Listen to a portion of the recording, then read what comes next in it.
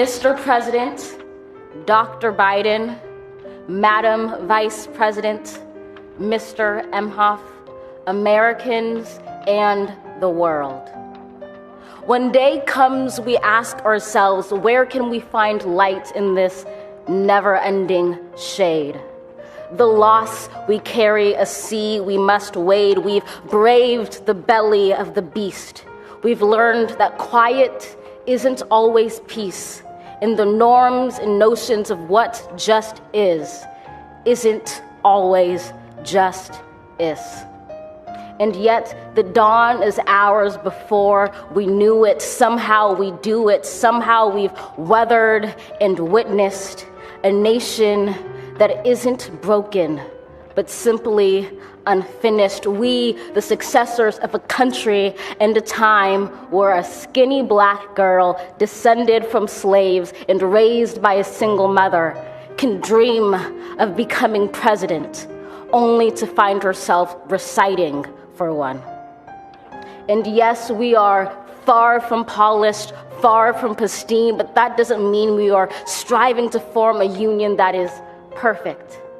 We are striving to forge our union with purpose, to compose a country committed to all cultures, colors, characters, and conditions of man.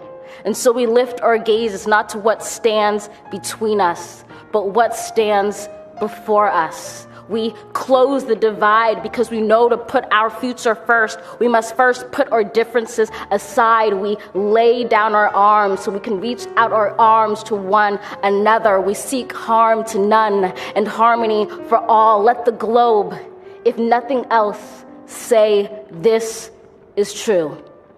That even as we grieved, we grew. That even as we hurt, we hoped. That even as we tired, we tried. That we'll forever be tied together, victorious. Not because we will never again know defeat, but because we will never again sow division. Scripture tells us to envision that everyone shall sit under their own vine and fig tree, and no one shall make them afraid. If we're to live up to our own time, then victory won't lie in the blade, but in all the bridges we've made. That is the promised glade, the hill we climb, if only we dare it, because being American is more than a pride we inherit. It's the past we step into and how we repair it. We've seen a force that would shatter our nation rather than share it, would destroy our country if it meant delaying democracy. And this effort very nearly succeeded. But while democracy can be periodically delayed, it can never be permanently defeated.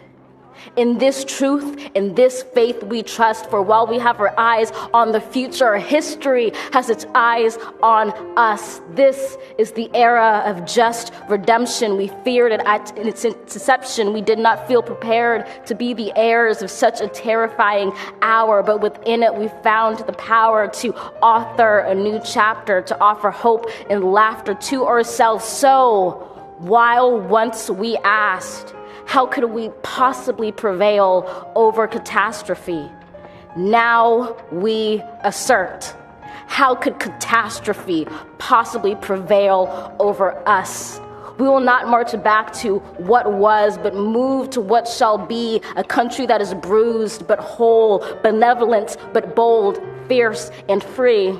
We will not be turned around or interrupted by intimidation, because we know our inaction and inertia will be the inheritance of the next generation. Our blunders become their burdens. But one thing is certain: if we merge mercy with might and might with right, then love becomes our legacy and change our children's birthright.